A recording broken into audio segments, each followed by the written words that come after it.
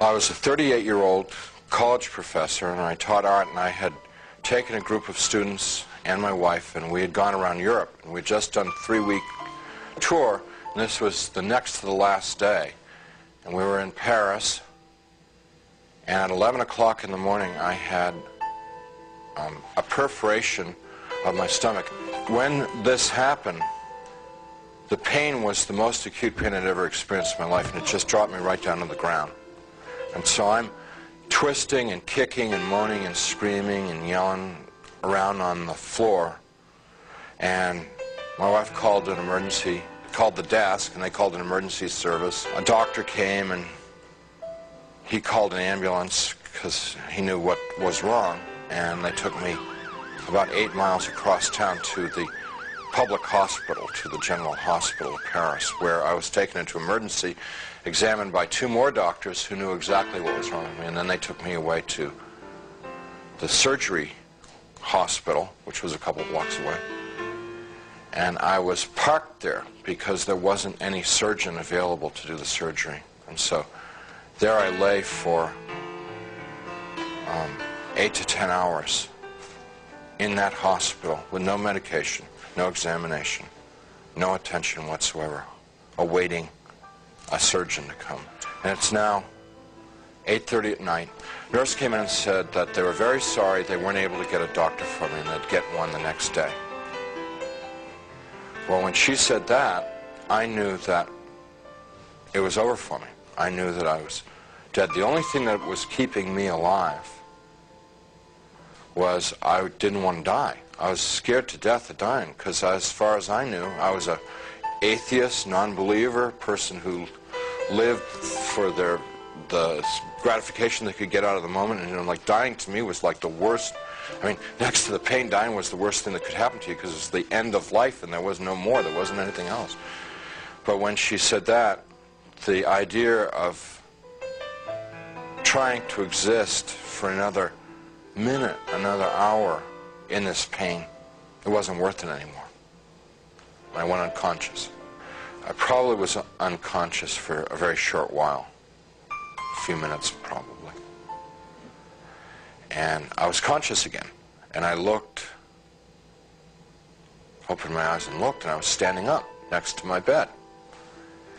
And I knew exactly where I was and what the situation was. I mean, there was no confusion in my mind. I felt more alive, more real than I've ever felt in my life. You know, people ask me, you know, were you a ghost? I was just the opposite. Very alive. As I'm looking around the room, I see that there's, underneath the sheet on the bed, there's something under the sheet, a body. And so I bent over the bed. The head was turned away from me, and I looked at the face, and it looked like me. But that wasn't possible because I was standing there. I'm alive. I'm great, you know. I mean, I'm more than great. I'm like, you know. And so I tried to talk to my wife. Can't you hear me? And can't you hear me? You know, she couldn't hear me or see me. That's not me. I hear people calling me outside the room, and they're saying to me in soft, gentle voices, "Howard, you got to come with us now. Come quickly. Come out here." So I go over to the doorway of the room, and there's people out in the hallway, and they're the hallway's dank. It's gray. It's not light or dark. It's just gray, and they're all in grayness, and they're men and women, and what they're wearing might possibly be hospital uniforms. And as we walked, they stayed around me and kept moving me on, and it kept getting darker and darker. They were becoming more and more openly hostile to me. First they were sort of syrupy sweet to get me to go with them, and then when I was going along with them, it was like, hurry up, keep moving, you know, shut up, stop asking questions, you know, they started getting more ugly. And so we get into complete darkness, and I'm absolutely terrified. These people are very hostile, I don't know where I am. I said, I'm not going to go with you any further. They said, you're almost there. And we started to fight. I was trying to get away from them. They were pushing and pulling at me. And there are now a lot of them. There's it's real hard for me to talk about, and I'm not going to tell you much about it, just a little bit. Because it just gets too ugly. But initially they were like tearing and biting. Tearing with their fingernails, scratching, gouging, ripping, and then biting. Trying to defend myself, trying to fight them off, trying to get away from them, but it's like being in a beehive, just hundreds of them all over me. And I eventually was just laying on the ground there, all ripped up,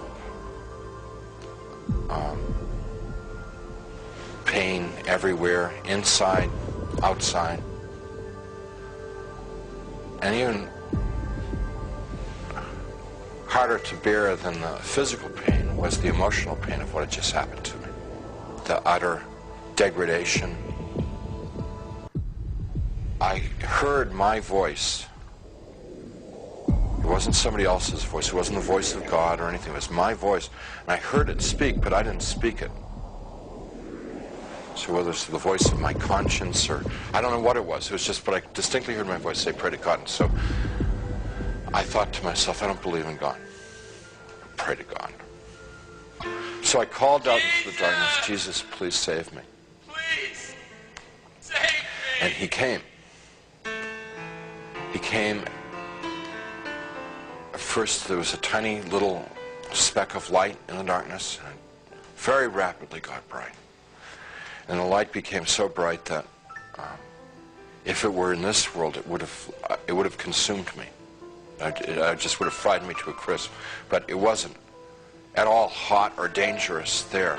The light just came upon me, and he reached down. He was in this light, and he reached down out of this light and gently started to pick me up. And in his light, I could see that I was gore and filth and wounds all over. And I looked like roadkill. And he's gently putting his hands underneath me and very tenderly picking me up. And as he's touching me, everything just goes away.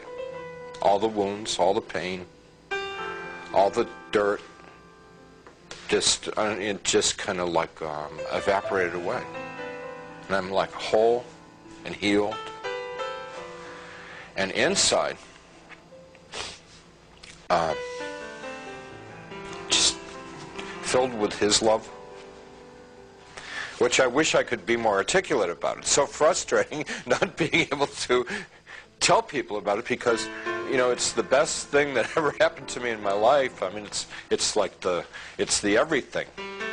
You know, it's the all of life is to know that love.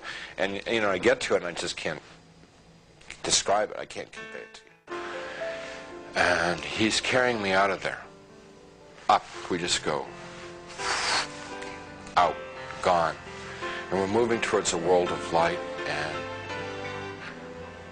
we stopped. We weren't in hell, we weren't in heaven. We were in between. And we stopped, and we began to converse, and he was talking and telling me things, and he brought over some angels, and we went over my life from beginning to end. What they were trying to convey to me in a nutshell was my whole purpose of my existence had been to love God, love my neighbor as myself. That's why I had been created. That's what I was in this world to do and to learn. And I had failed. They told me that I had to come back to this world. And I got real upset because I wanted to go to heaven. What they told me about heaven, it's like the most fun, most interesting. I mean, it's the most wonderful place. I mean, everybody would want to go to heaven, and I wanted to get there. And they said that I wasn't ready, I wasn't fit, that it wasn't my time to go to heaven. I told them, Jesus and the angels, that I couldn't live in this world without them. So they said, if I prayed and confessed my sins to God, and gave what I had, and what they meant by what I had was gave my worries, my cares, my hopes, my dreams, just gave it all up to God. That there would be times when they would be there, I would feel the love like I'd felt it then. And I believe that one of the reasons God gave me this experience so that I would have an opportunity to share it with someone. I don't know who, I never know who, but I would have the opportunity to share it with somebody so that it could be of help to them. You can feel Jesus' presence with you like today, in this place, in this time.